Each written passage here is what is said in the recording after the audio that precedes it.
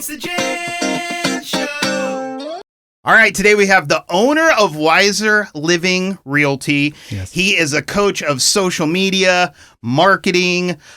We've got realty, obviously, leadership, life coaching in general. Jesse Wiser, welcome to the Jen Show. I'm really excited to be here. Cool. Here's what I want to. I nearly wanted to ask this before when we were just sitting around talking, but what do you call yourself specifically? I am probably just a business leadership coach. Okay. I mean, I am a real estate broker, but within that, I also teach business leaders. I teach realtors to be better business leaders. So I'm a business leadership coach. What's it take to be a good realtor? I kind of have in my mind what I think you're going to say, and I want you to say it, and I'll tell you if I was right. To be a good realtor, people have to know you, and you have to know people. If you don't know anybody, nobody can flow you. Okay. If that makes sense. Money, follows attention. So if nobody knows you, then you don't really have the opportunity to help people. Yeah. So the whole name of the game when you become a realtor is you need to meet people. It's a people game. So really, to be a good realtor, people have to know you.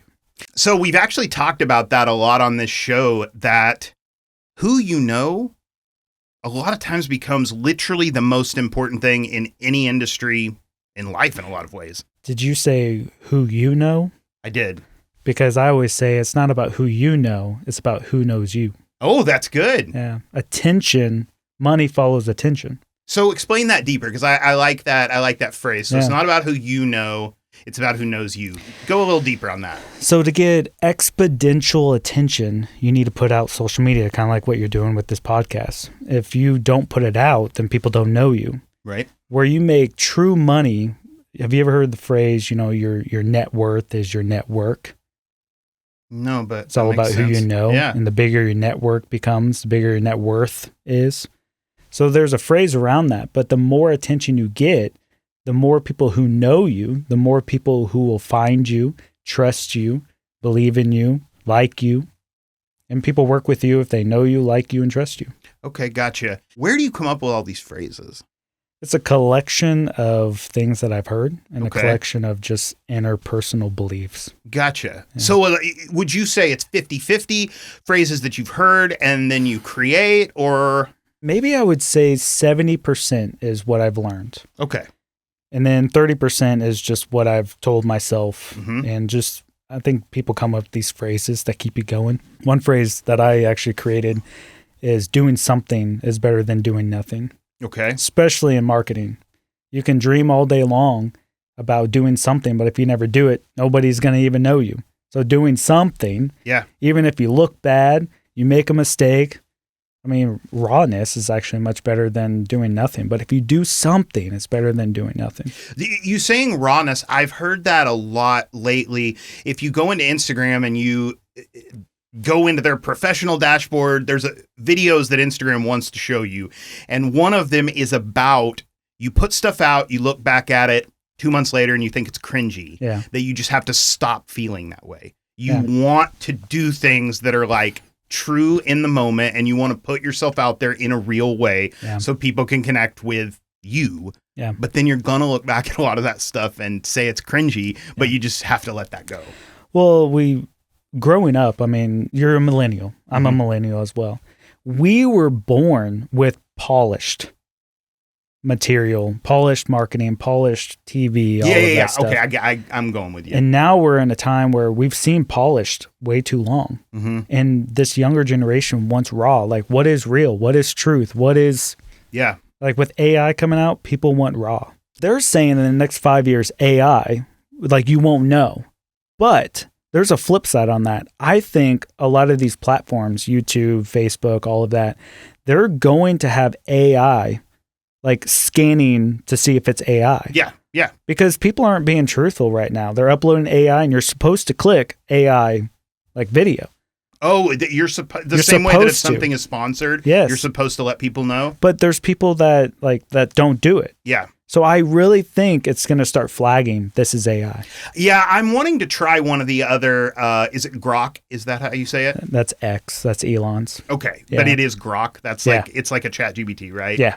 I kind of want to try one of the other ones because ChatGPT number one, caters to you. It does want to be like, Oh yeah, it's nice. good thinking, bro. Yeah. Like that was a phrase mine said to me last night. I actually changed mine. So that it Yeah. doesn't do that the Mhm. same. Yeah, so you can change it, but it leads to wanting to please you as Oh. the Oh yeah. searcher of knowledge. I don't know the correct word, but Well, I have found number one, it's not very good at technical stuff as far as troubleshooting. A lot of times it can't find the exact menu I need from a specific item. It just goes to the wrong thing. And it also, when you need it to make invoices or things like that, it can be really good at that, but you graphics. just have to triple check that stuff. it's not good at graphics, putting actual It's words on there. terrible Yeah. at graphics. Canva is probably It's bad. yeah. I'm like, okay, make this graphic, and this is the words I need it on. Yeah. And it like conjimbles like I'm like, what? Conjimble. I don't know. I like Who knows that what term. comes out? I like conjimble. Is it conjamble? I don't know. Conjimble? I think I know We'll what roll you with it. mean. Yeah. Yeah. I was Smashes, watching The meshes. Hobbit, and it sounds like something there'd be in it. Conjimbles. have you watched like Lord of the Rings or The Hobbit in a long A time? long time ago. Yeah, it's pretty good, but it's like, I'm a nerd. It is nerdy.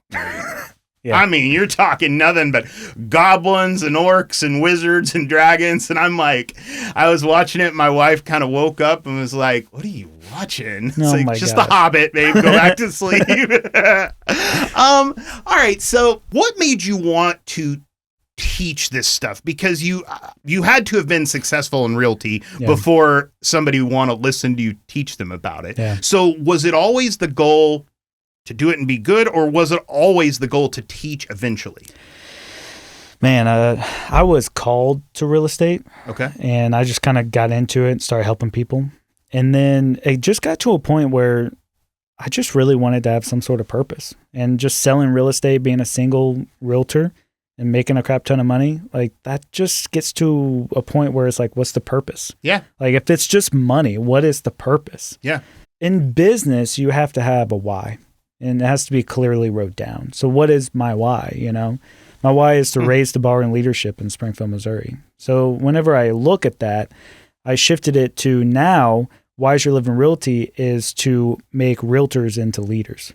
Okay. So that is my why. This is why I wake up in the morning. This is why I do what I do.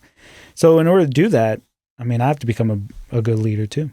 When you talk about the why, I worked for the radio for 12 years, loved it. But there was a low ceiling on it that I didn't realize was there. I also made money DJing, and I made decent money. It's just there was only so far that was going to grow. Yeah. And I didn't realize until I left it that, that ceiling was actually pretty low. Oh, yeah. So doing my own thing right now definitely has a lot of ups and downs, and Yeah. the down days are not fun, but man, the ceiling feels higher and the purpose feels so much higher trying to build something. Oh, yeah. And it just shows how much that does change the inner workings inside of you. And it's exciting, isn't it? It is. Building a business is exciting.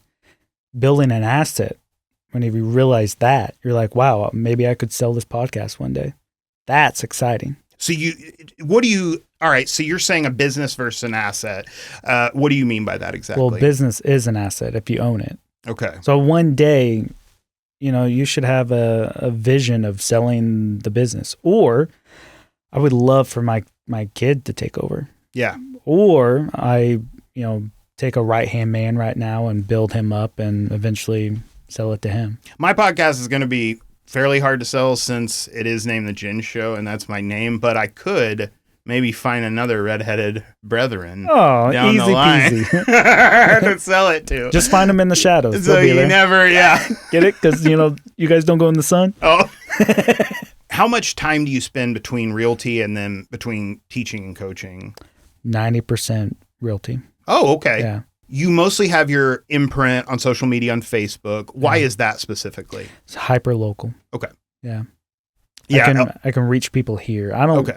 I could care less if I'm well known in India. Yeah. Or anywhere but the Yeah, that United makes States. total sense because in your business, it truly doesn't matter. I mean, I was called to raise the bar of leadership in the 417. Okay. if you're going to build a business, you're either going to expand it into regions or the nation, or you have a conviction inside of you to help your local area. Yeah. So I am convicted that I need to help my local area in leadership. That's my why. So whenever I do marketing, I don't do anything that's talking about California. Like when the California fires were happening, like that's not in my marketing, or I'm not talking about it, because I'm trying to only talk about what the 417 really wants to hear. Like when you say, when I'm doing more of my marketing, what do you mean by that? Well, in that phrase, just actions, actually posting, marketing. Oh, so that's what you mean. Yeah, whenever it comes to marketing, think social media. Okay. Like actual posts. Well, see, I'm glad I asked you, because like I couldn't tell if you were meaning that in the most basic way that the average person thinks of marketing, or if you were meaning it more that way. Of like what I would consider modern marketing. Yeah.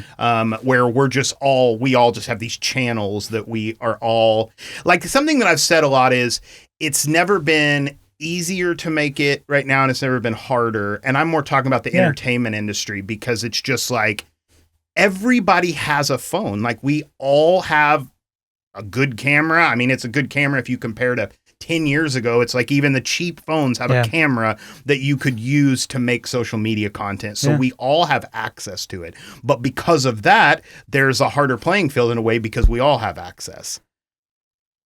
I asked your permission at the beginning. Please do. Correct me.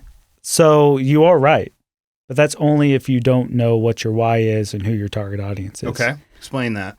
Well, I can only explain it by just asking you questions. Okay.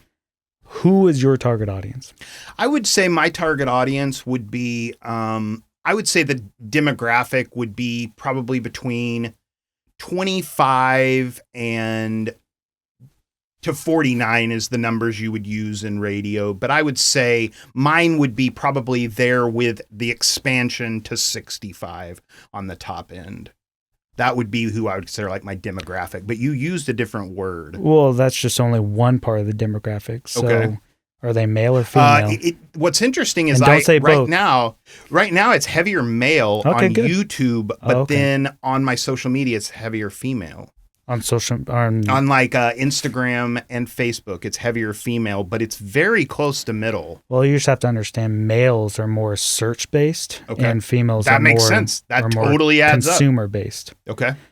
Do you have this on TikTok? I don't, not the long form, but clips. Clips are on TikTok, Instagram. What's Facebook. The demographic on that? TikTok is just a younger female audience. Female. Okay. Yeah. Interesting. TikTok is the most advanced AI. So TikTok would be who, like, you're actually reaching. Mm-hmm. It's the most advanced interest-based AI. So it's only we're just in an era when you open up your phone, you're not going to get people who you follow. You're going to get content, and you're going to consume content based on what you're actually interested in. So it's feeding you what your interests are. So if on TikTok you're actually getting females, like young females, then I would maybe lean into that a little bit more. TikTok is what's been hard about TikTok for me is I feel like Facebook and Instagram, I understand how to kind of feed the machine, where with TikTok, you're kind of throwing stuff against the wall and seeing which one sticks. And even if you have something go kind of viral and you get a lot of followers, that does not mean like your next 3 posts will do well. You have to just send, like I had a guy on here and his record label team had met with TikTok, and the main TikTok team that they met with said you should post 7 to 10 times a day was their ideal. Yeah, that's stupid. That's crazy, right? It would be a full-time job. And so your algorithm, knowing that, and the people I see succeed at TikTok, they just post a ton of stuff. And that's what I find a little bit hard, is you just can't tell what's going to do well there. Well, I can tell you exactly how to be successful on TikTok. Okay. Let's hear it. So have you ever heard of, let's go to your guy that you interviewed, the young guy in Springfield. WT. But let's say he only makes prank videos at Lowe's. That means each one that he creates is going to send to a certain audience. But let's say out of nowhere, he makes a video about business leadership coaching. Right. The algorithm is like, that does not look like all of them. Mm-hmm. And the people that, let's just say the algorithm takes that leadership coach video, sends it to the audience that normally watches his stuff. It's like, what the heck? This isn't what I like signed up for. Right. So then out of nowhere, that video tanks. Then the algorithm's like, man, this video sucked. I'm not going to push it out anymore. But then if you really think about it, the algorithm's like, what are you doing? Like, I don't know who to send it to. Right. What are you doing? So to be very successful, even on any platform, is to do the same content every single time. Yeah, and I mean, he is a great example of that because, I mean, the only real thing that changes in his deal is he's either at Lowe's or Walmart or Home Depot. But it's the same format. The same thing, yeah, and he just sticks with it. Another thing that's so genius about his content is he's able to repackage the same things that work. Oh, yeah. Because he's able to say, like, top 5 pranks at Lowe's, top 5 at they're the Home same Depot. thing. Yeah, and it's the same kind of content. And getting the followers that I got from his episode, because, you know, you collab on clips, it's on his page, and I got a lot of followers.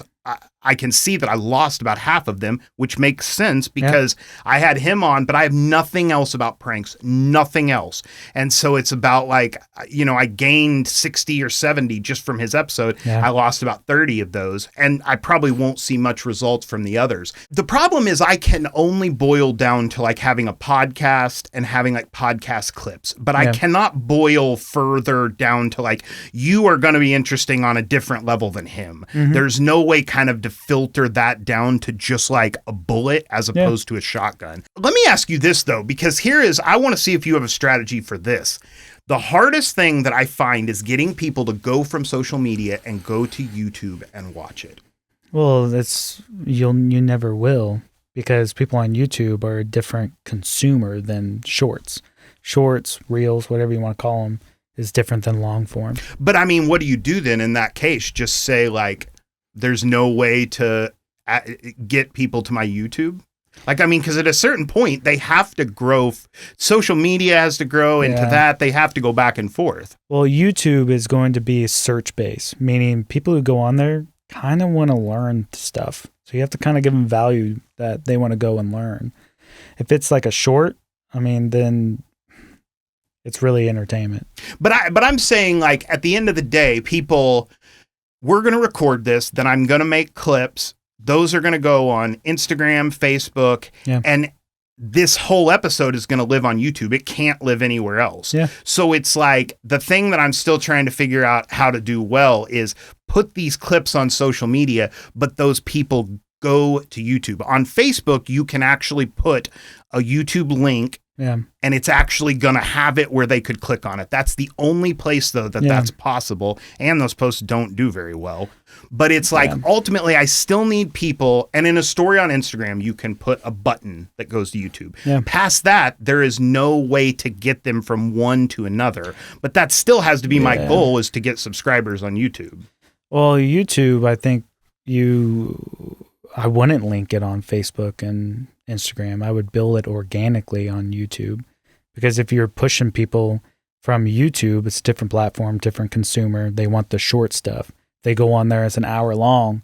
They're going to watch 3 seconds, be like, what the heck I'm not going to watch an hour long episode, because they're not in that state, which hurts your algorithm on YouTube. So I wouldn't push them on to YouTube at all. Just mention that it's on there, but I wouldn't link it.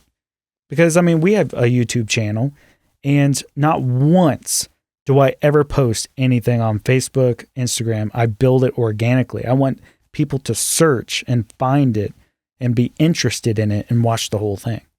YouTube is all about the average watch time. Yeah, that's like how it monetizes but eventually. if you're taking people from Facebook who don't want to watch an hour long, that means they're going just to see they might skip around, but they only watch 5 seconds. Well, that kills your algorithm on YouTube. So you might as well just not even do it and have people find you organically on YouTube. So you're saying just you have clips and stuff out there and you just think like, well, they eventually will go find this on YouTube? They'll find you on the platform that they prefer. Okay. So if they prefer you on YouTube, they'll find you. So just, I guess that what you mean in that way is just make content for each of them and just view them all as the same value. They are individual platforms for a reason. Okay. Each of them have different consumers, and you can't force someone to go on another That's platform. interesting. That's an interesting way of looking at it, because it doing it like that is helpful, of just thinking about each thing as its own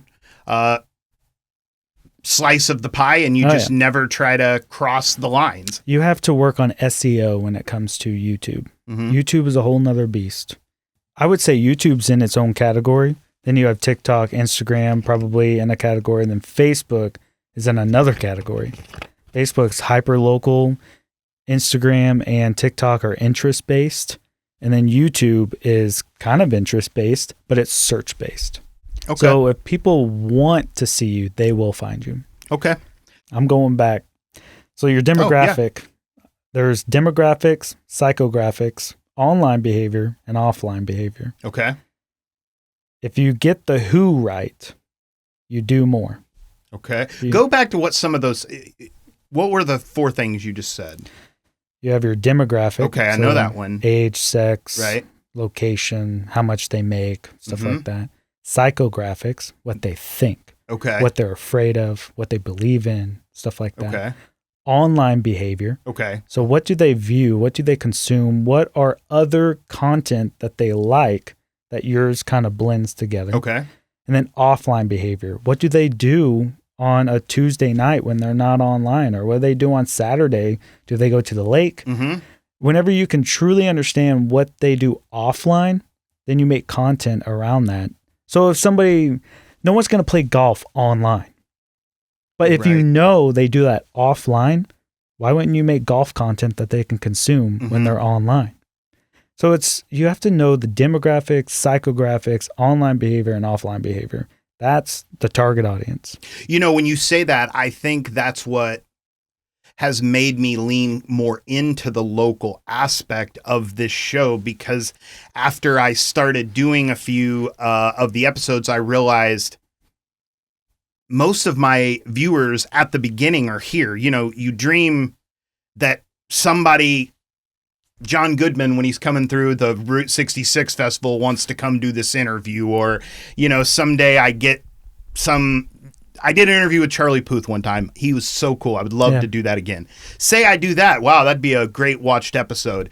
But at the end of the day, right here, you and I both live here. Yeah. We both have a footprint on social media. And it's like organically, the viewers that I could get from you are better right now than what I could get from Charlie Puth. Yeah. Because it's like right now is the foundation building, and it is better for me to think about living here. Yeah. Where at the beginning I nearly wanted to shoot too high, I think. You're leaning on the leverage.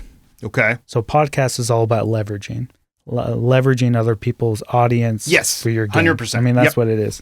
But if you don't know your target audience, you can't leverage. Yeah. You can try, but really you're just throwing a banana at a wall and hoping that the banana sticks. And it's the info that all of the dashboards and stuff gives you at the beginning. Yeah. It gets more helpful over time, but at the beginning it's really not that helpful. Dashboards is the biggest crock I've ever seen. Is it?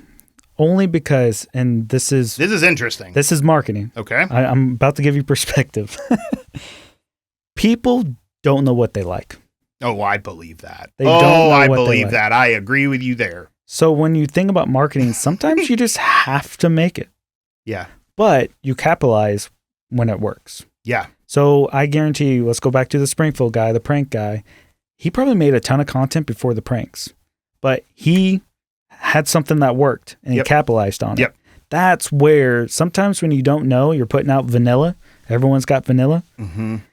You don't know until you actually hit gold. The thing that I've really tried to do that I think I have done well so far is to have the humility to, like, when something hands me a lesson, to just take it and move on to the next week, because the turnover of every week doing this is so quick that it's like, if a camera messed up, I figure out what happened and I just next week I'll make it better. Oh, yeah. If something's out of focus, or I realize like this lava lamp wasn't even plugged in. I just will remember to plug it in. Like, Yeah. And so I feel like that's what you're saying of a lot of this still in these early phases, just throwing it on the wall, seeing if it's better to do a teaser video before the long form comes out or to not do that. And What I would love to see you do is actually hone in on who you actually want to reach. Why are you doing the podcast? I would say why I'm doing the podcast is because I just have a calling to speaking to people. Not really interviewing, but interacting with people and then releasing that. I think I have a quick wit. Yeah. I think people enjoy hearing me or watching me. Yeah. And I think that the reason I branded it The Jen Show is even though I'm going to make each episode a little more about the other person, ultimately it has to be most about me and people that enjoy my humor because if not, then they're only going to tune in when they like the guest. But I mean, there has to be some sort of value besides personality. You have to give some sort of value to your audience. Because, I mean, if I just make videos about beautiful looking houses, then it's like, okay, what about it? So give me an example of what one that would be that would make it more of a why versus what I'm telling you. So if I were to start a podcast, it would, like, I would already know my target audience. It would be business leaders, entrepreneurs who are probably 25 to 40. I'm not going to reach into the 40s. I want people who are starting their business, entrepreneurs who are starting, who didn't really have a mat to stand on, who didn't have parents to teach them all this stuff. They're learning on their own. They're on YouTube searching. And that's probably where they'll find me is on YouTube because they're searching. So then I have to think, okay, my videos have to answer one of their questions. So I would go on chat and I would say, what are the struggles of an entrepreneur? So that's how I would get into the psychographics and their online behavior and stuff. But the why is I want to teach, I want to give them a mat to stand on. Okay. Because they might not have had that. So whenever I say that, and I say I want to raise the bar of leadership in Springfield, Missouri, and I want to bring content for that. I want to bring content to where they can grow their business and then give it an opportunity to come in and for them to be the expert of what they're working on. And I can sit there and say, what do you need help with? What are you struggling with? What are, like, you're just hitting a brick wall. Like, what can I help you with? And we work it out like on camera. I know for a fact, the person that's watching that's going to be watching that episode will know exactly the struggle and the pain and learn so much from that person. Let's go into this because I think what makes it hard is I'm not wanting to boil down too far because it can't be just a single subject. It can't be just a single type of person. It's more for the sake of entertainment. Theo Von is probably the best, even though I don't even think he's that amazing. It would probably be the closest I can think of as somebody that, like, I don't know how you fine tune down. Like, he has everything from like homicide detectives to, and I just don't. So that part, I don't know. Like, what do you think in that way? Well, this is kind of where I wanted the podcast to go. Cool. It's kind of be like, I really want to get into your podcast. Yeah, and this is amazing. Kind of like help you. Think of it as like our little coaching session. This is great. I think a lot of people get it wrong when they think I'm not going to narrow it down because they're scared that it's not going to reach more people. But marketing is about niching down as much as you can. I get that. But I would challenge you that you are just so broad.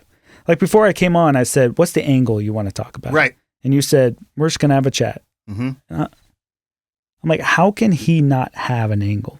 Because I created questions about like your life, but if it's going good and I want to keep going on that rabbit hole, I want to be able to. But if it's not, I want to stop you and then ask a question that will be interesting. But at the podcast, like if I was going on a leadership podcast, I would know exactly what we're talking about. Right. Leadership. But when I'm coming into today, I'm like, I wonder what we're going to talk about. Like, I know what you're trying to maybe get. You're trying to put me as an expert of something. But what is that? Well, also, okay, so you have a good social media reach. I was told, I'll tell you exactly why, and maybe this will help. I was given your name by somebody that I trust that's a really good viewer, Trent. He is who, and so I listened. I was like, okay, I'll look into this guy. You had a big social media following. Yeah. You make content that I thought was quality. And so I thought, he's clearly a good speaker. He does this for his life. I bet we can have an interesting conversation. And you had a big social media following. Yeah, the So leverage it's like, part, yes. which is what we talked about earlier. Yep. But you can only leverage for so long before people are going to be like, what am I watching? Like, why would I watch it? If all I'm going to do is watch it and just laugh, that's not enough. So like what I want to do is challenge you of like, let's kind of get into the nitty gritty of what are you trying to accomplish? Is it really, because it can't be like, I'm trying to just grow this to get sponsors and make money. I would just like to be a content creator. Yeah. I think like I would like to be a DJ, which Yeah. I am, and I would like to be a content creator, which I am. I don't think you have to be making any certain like content creator is a job. I feel like you just give yourself because once again, it goes back to like, we can all do that. I would obviously like that to pay money, but I would just love to be DJ/music producer. I love doing all the music stuff I've done. And then I think a podcast is really good for an expansion of you social media. That's what I do for YouTube. Gives me the clips then for social media. And I just really enjoy meeting new people and that are interesting, interesting people. Let's just talk about because I don't want it to be about one thing. I have something to bring to conversations that then other people would enjoy watching. Let's dig into that. Okay. What do you feel like you have to bring? I think I'm just quick on my feet. I'm good at questions. I'm good at reacting to that. Wittiness. Yeah. That's a great word for it. Well, we need to give a little bit more value. Okay. Like stand-up comedy? No. Because I mean that's what it's kind of and when you talk about like at Theo Vaughn, he does stand-up comedy. Yeah. So what I want you to do is just challenge yourself of what can I give? Okay. Instead of, I know what you're trying to do. I think that one thing, on this, I do enjoy talking about social media because I think nearly everybody wants to grow their social media. Okay. So that's a line of questioning that I go down a lot is that, to be honest, like if I want to go like the furthest end of this, I would love to interview and do this with very interesting people like Jeff Probst from Survivor. I would like to be interviewing like John Mayer you're great, but if it was John Mayer, there's the like, well, I mean, I can't compare myself to John Mayer. I'm just saying like, I would love to even be flying to them and taking a travel setup and doing that. That is the goal. So that's interesting. You said interesting people because usually people that are attracted to interesting people believe they're interesting. Sure. So I definitely think I'm interesting. That's easy. So why are you attracted to interesting people and what's the definition of interesting? What we're doing right here, like my brain being challenged by, it's like a game we're playing here where like I'm trying to ask questions that are like giving me info that I want in my soul. Yeah. Like, but I'm also still trying to do it in an entertaining way. Most people don't know who they are. And if you don't know who you are, you don't know who you can serve. You don't know what you actually have value-wise to give. Mm-hmm. So really finding out who you are, and it sounds like you believe who you are is an interesting person. Mm-hmm. So it sounds like you really want to give your audience a interesting experience. Yes. But let's get to the value. Okay. So that I would call that the unique spin. Okay. Because you can do home tours, brand new build. I'm going real estate here, give you perspective. I can do home tours and go to brand new build, sexy looking homes. Or I can find a 1970s green shag carpet with unique features and I make content around that. Now, which one would you watch? Definitely the shag. Yeah.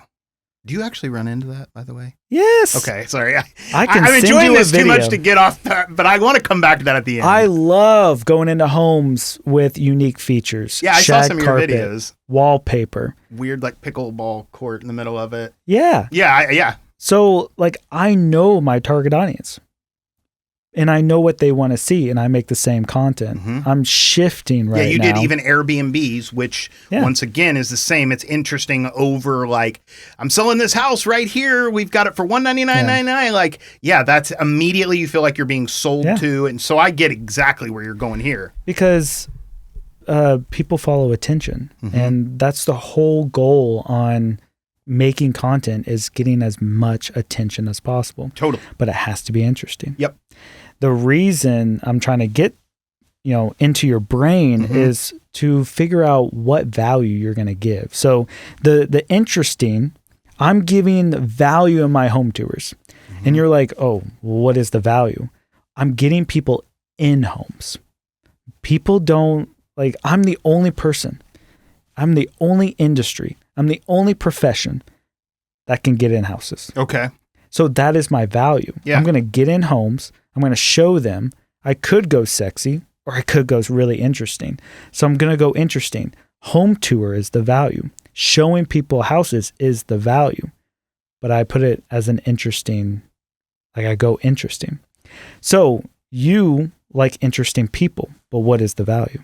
I mean, that's where we started in this back and forth. And that's very hard to define, because the other thing that I think I have a really good eye for is short form clips of like, I'll be able to snipe 30-second clips out of this that are very over the top entertaining. Oh yeah. Like, and that is part of it too, of just like, especially coming from radio where your content, I mean, I know how to give a full piece of content in 8 seconds. I mean, 8 seconds is a long break. Oh, yeah. And so I also am really good at finding like, okay, I could cut this one syllable here. I could cut so that it is just squashed to the maximum. Yeah. And I think obviously that's insanely important now to be able to, if I want the short-term content is more important than the long-term. But like, as far as taking that down, I guess the deepest that I can boil this, which you don't boil deep. Anyways, you get the point. I don't think that's the right phrase.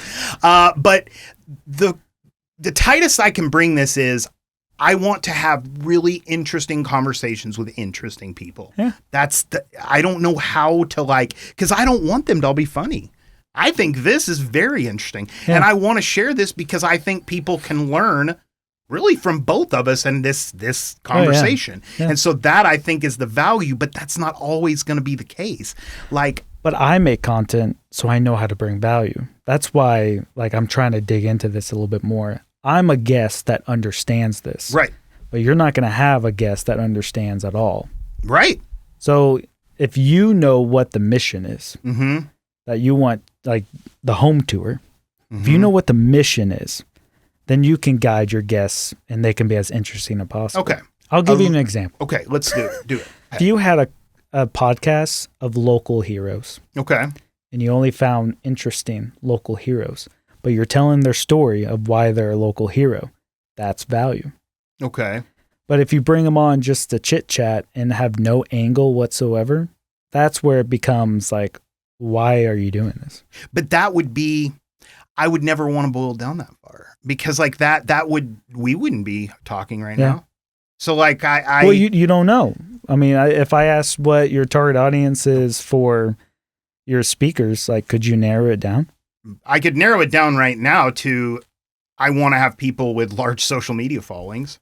The leverage, yeah. I mean, that at the end of the day, right now, the only way I can think of to grow this is to have guests on that have a network that I can reach out and scoop some of them. Yeah, but what I would do to challenge that is, I would find people that are most influential in the city. They don't necessarily have a high following.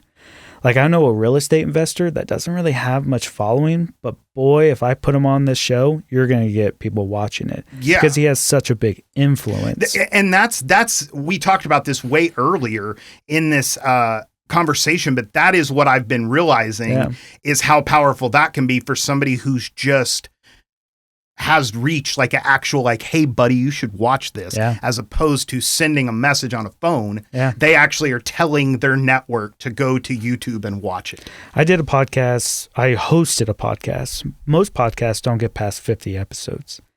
I did a 10 episode season, and it was called Learning with Leaders. And I brought on the most influential leaders I could get my hands on. Not all of them have a big social media post. And I remember interviewing one of them, and he didn't have a big following, but boy, he had the most views. And I'm like trying to dig into that. I'm like, why? That's because he's so influential face to face that when they saw that he was a guest on the podcast, they were like, I've never heard him be a guest. I want to know what he knows. I want to dig into that. Well, yeah, I mean, when I had my wife on, that one got the quickest and most views because I think people just thought wow, I can't believe he's going to ask these. YouTube. Okay. I mean, it got lots of views on everything. What was the title? That one, My Wife, Sarah. That's it? Just My Wife? Episode 10, My Wife, Sarah, whatever it was. That's funny. So here's the thing. I don't know you that well, but I'm just the type of person that I just care. Like I care deeply about the reach you have. Not because, I'm on it, but I want to see you succeed. It's not very often you sit in front of somebody where they're like, I care about your success. But I truly do. And I want you to grow this as big as possible. And that's why I just can't help myself. Like, I'm just that person. I like it. Where I'm just going to challenge. I'm not a challenger, but I'm just one of those where I'm like, what is the point? I gave in when I started this two things. Number one, like I said earlier, that I was going to have the humility to take the lesson and view it as that, as opposed to beating myself up, because that's my natural thing, is just to like, you idiot, I can't. And the second thing was that I was just going to put it out. I guaranteed I put it on social. I'm going to do this a year before I even look at it again. Like, I'm going to do one a week. Yeah. I'm not going to miss a week. It is no matter what. So it was a commitment. Yes. And it was a commitment to, I'm just going to put this out before I'm ready, and I'm going to learn on the go. Yeah. I'm going to and that has never been, I've always gotten right to the point where the first real wall that came, I just quit and tried a new thing I was good at. This is not going to be that. So it's like, I appreciate it because I want this to succeed, period. I want it to succeed. Yep. And so it's like, I am willing to think about all of these things because I just want it to get better and I want more eyes on it. Like, yeah. Would you say that this is like your first entrepreneurial thing where it's like everything's on you? I would say my first one was DJing / music. I got a psychology degree, but then I totally just wanted to do music. Oh, yeah. And so first I was a performer that just played guitar and sang, and that was how I made my full living. But one summer there was a heat wave in Oklahoma in July, and I just got a phone call and they canceled all 5 gigs from July. And that was $3,000. Yeah. And it was just like, and you can't make that stuff happen in the short term. Yeah. And so I was just destroyed. And so that was when I was like, I'm going to get into radio because I bet I could get DJ gigs being in radio, and that would at least be a consistent income. Yeah. And so but it was all to DJ. So those two things were my first entrepreneurial. And then I basically had the underlying radio job as I made all of these other things, production. And songwriting for a long time was what I was really chasing. But this is the first time I've ever not had a job outside of jingles, DJing, podcast production. So this is definitely my first true entrepreneurial, even though it's a lot of different things. And how's it feel? It's awesome. But do you feel the pressure? 100%. Yeah. In fact, this is the first month that getting 3 different jingles in a month, those are pretty big paydays for a big brain thing. Where and what I mean by that is there's not a lot of work in it. It's more creation. It's like I'm thinking about it in the background all the time. I mean, now that you don't have a W-2 job, I would say this year is going to be your biggest personal growth year. I think so. Yeah. Yeah. And I want you to be successful with that. So that's why I'm kind of, I want you. Yeah. Tell me, what do you think? Well, let's go back to the home tours. Yeah. We got the interesting part, but let's focus on that home tour. What is the angle, going forward, whether you take this advice or not? This might actually be good for somebody who wants to learn. Maybe they want to start a podcast. Right. Maybe they want to start a business. So what I'm trying to do is figure out who Mm-hmm. you're trying to serve. So what you do has power. Yeah, I know. And that's really hard because I want this podcast, like I'm giving you vision right now. I want this podcast to change people's lives. Do you? Or do you just want a quick laugh and then they move on? it's not even about laugh. Oh, now we're getting into psychology here. What's it about? That's what's really tough is like, Yeah. I feel like my brain is really wide open and I just don't know how I can boil it down to just, it just because I don't want to limit like I don't want it to be just entertainers or just people like doctors, or I want it to be able to have a homicide detective and a judge and the mayor and then you and the guy that does pranks and my wife and Jay Foch and Jeff Houghton's going to be on in a little while. I want that to all live in the same place. And so I guess the best that I could figure out how to kind of boil at this point is the 417. Because I don't know what other thing I can kind of boil it down to. Because how else do those other people, and I guess the next is having interesting people and talking about interesting things. Man, but that's wide. I know you want the gin show, but what if it was just the interesting people of the 417? At least people know what they're getting. Yeah. And then you put interesting people. Or like the interesting of the 417. The 417 interesting. But see, I don't want to go with 417. I know. I don't really and like the name. that's from 417 Foodist because he kind of regrets now that he put 417 in it. He actually started when I started Traveling Foosters. Oh, really? So back in 2019, I started a podcast called Traveling Foosters. And I grew that from 0 to 16,000 followers in 6 months. Wow. Because I knew my target audience and I gave away, or the restaurant we did it for, but it was only food. The restaurant gave us free food, which they give the 417 Foodist. We gave gift cards away that the restaurant gave us to give away. So, I mean, it just kind of blew up from there. Well, I think one good thing too is maybe I will get feedback on it, but you see the dilemma I'm in, right? Of like how to boil this down further. I see somebody without discernment. What do you mean?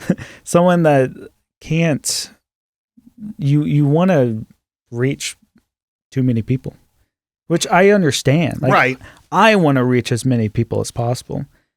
But if I'm trying to narrow down, especially as a realtor, like, I don't want to reach people that can't afford a home. Well, right. You know, and like yours renters. is by nature taken down to such a smaller, maybe like even just that. Well, it has like a whole heading. I mean, yours isn't about like a lot of things. But there's a lot of target audiences. There's first-time home buyers. There's sellers. There's married people. There's dying people. There's old age boomers trying to go down. There's, people that there's so many different niches I can get in. Whenever you get in real estate. But you're still talking about a niche inside of a niche of like, because you're talking about real estate. I mean, where like this, there's no like, I can't be like a niche in a niche because like there's no even first niche. So like, does that make sense at all? Like you're talking about. If I create a podcast tomorrow, I could niche down. Are you meaning in realty or you mean just period? I wouldn't make a real estate podcast. Okay. If I did, it would be for realtors. Okay, how about this as a question? You've heard all of the stuff that I've said take what I have said of what I'm wanting and where would you say, what's your best thought of where I start fine tuning? Is this a ChatGPT prompt? Yeah, no, I'm very curious what you're going to say because I think it's very tough.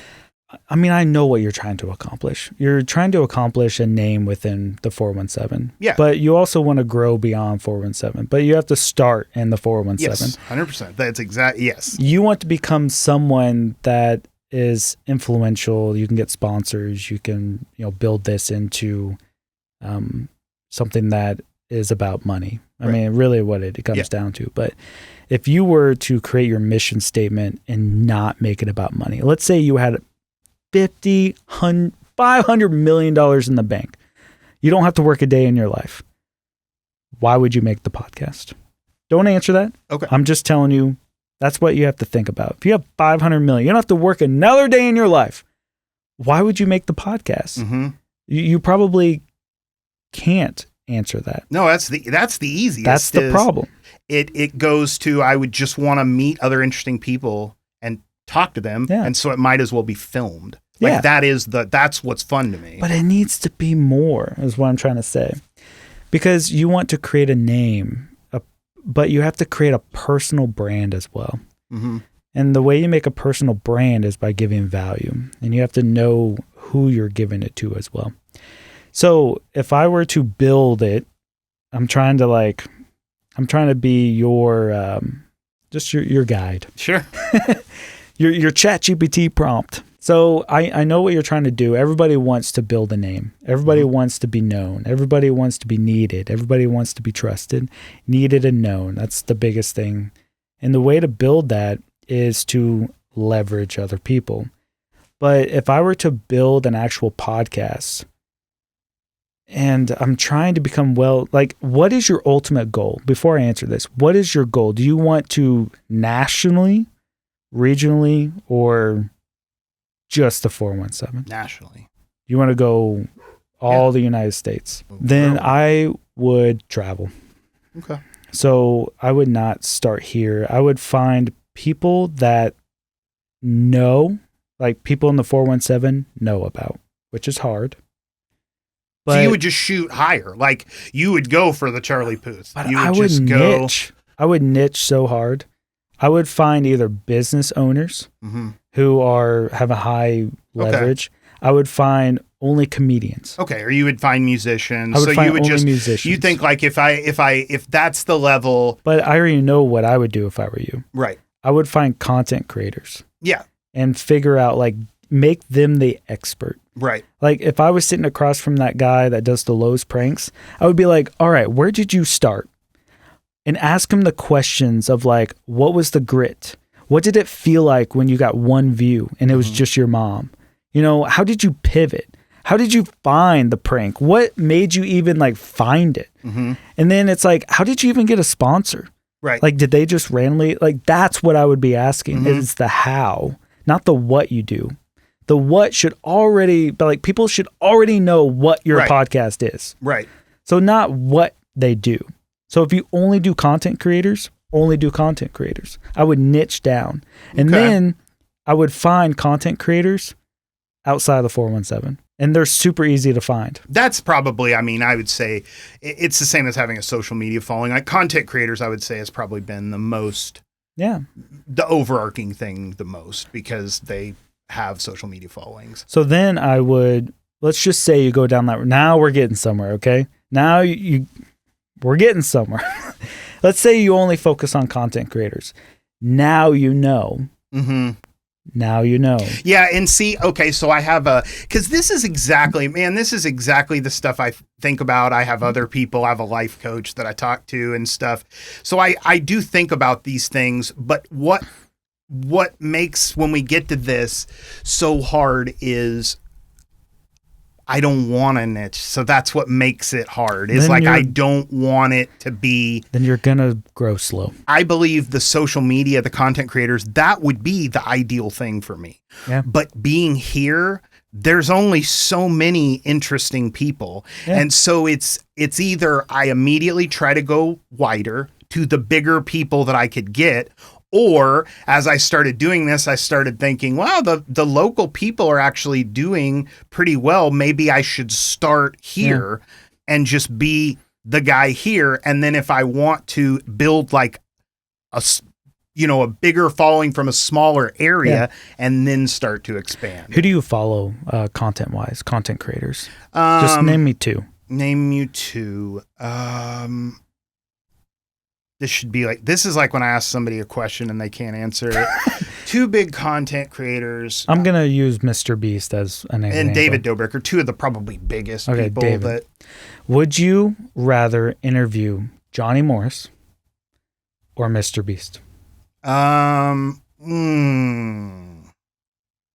Two on the opposite scales. One has no social media, but has a wealth of knowledge. One that does social media and is a huge content creator. But you have to decide. This is one of those, you remember back in the day? I ask these questions to other people. So yeah, I would pick Mr. Beast. I just couldn't. Okay. Yeah, I would have to pick him. I just couldn't pass up that opportunity. If it was somebody smaller, it'd be. Yeah. But I mean, he's truly. But I chose it for a reason. Titan. Yeah. I could never pass that one up. Okay. Would you rather interview David or JD Vance, or vice president, by the way? I didn't even know. I saw the look and I was like the vice president of the U.S. Yes.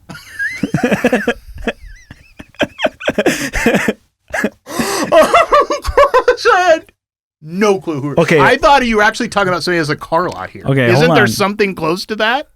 Yeah, some Vance. Yeah. And I was like, what? I think it's in Marshfield. Okay. Hold on. David Dobrik, the one I said, or Trump. David Dobrik. That's not even hard. So I mean, I went one step up from JD Vance. What you're seeing as you're choosing content creators? Yeah. Why would you do Mr. Beast?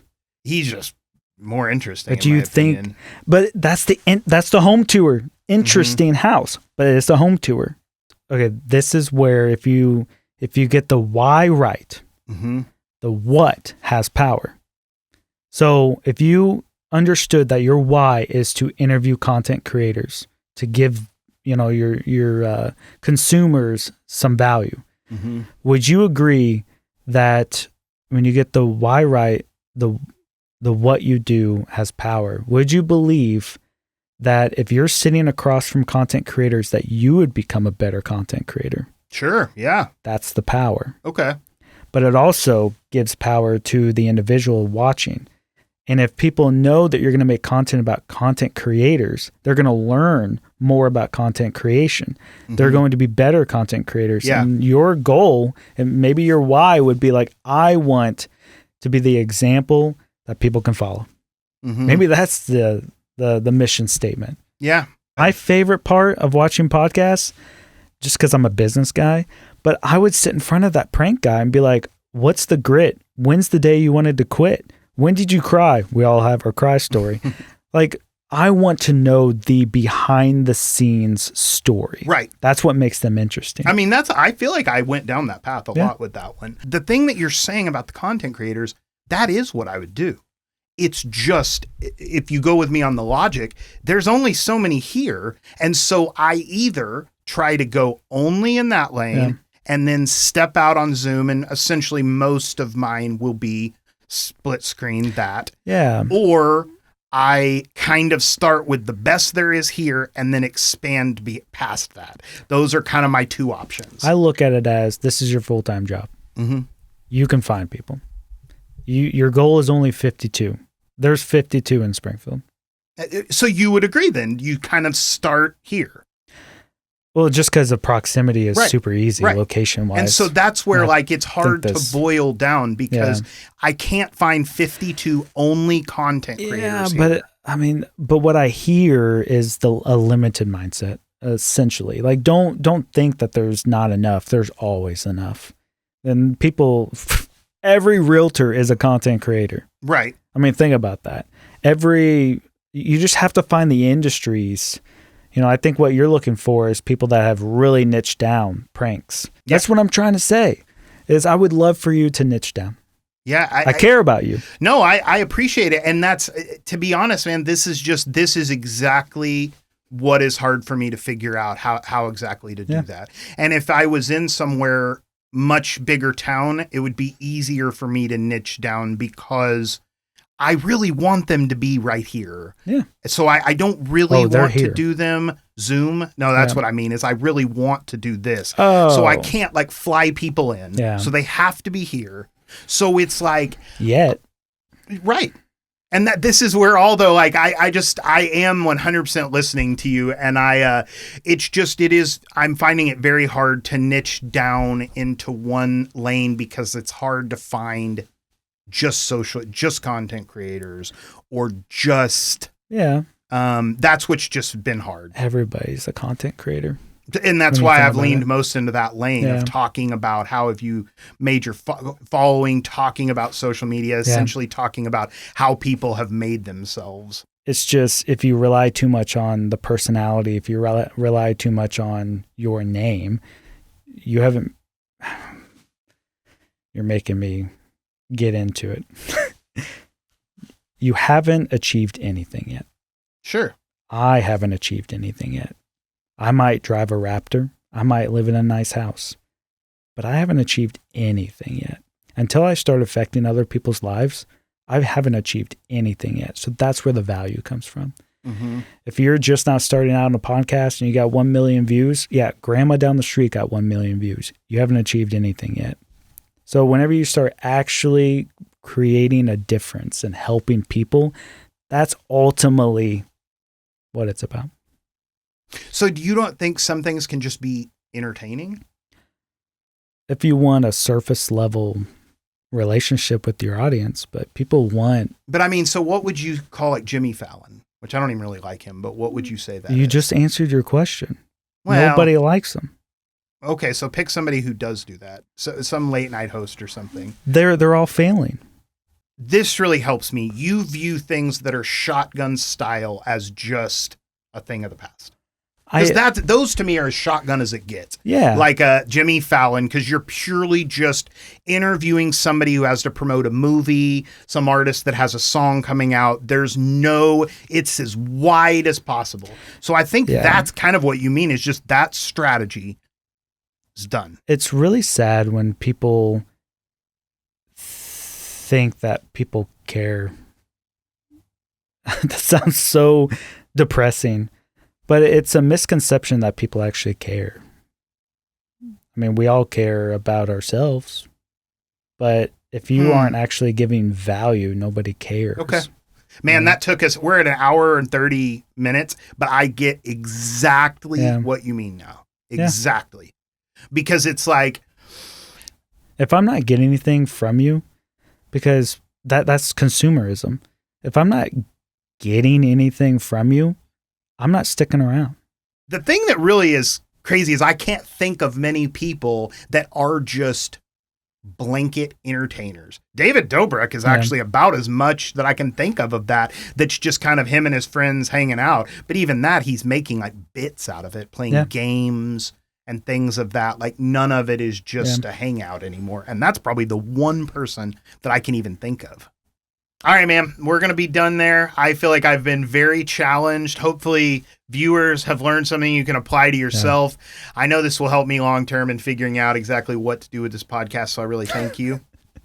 I mean, honestly, I would love to be back on the show if you allow me. Good. I would totally have you. And it can't be too soon because I have to succeed it and grow a little bit more. Content creation. I mean, we can really tear that apart. Yep. And it is so important now. I mean, to say it's more important than ever is an incredible understatement. So it's essential. I mean, it's a career now. Yep. It really is. And that is why that is a singular thing that I dig into with every guest except for my therapist, which didn't have one. But see, I gave therapy information away. So that I would say when I walk away with this, that is going to be my most nugget of, I do think that is the most commonality. I learned something.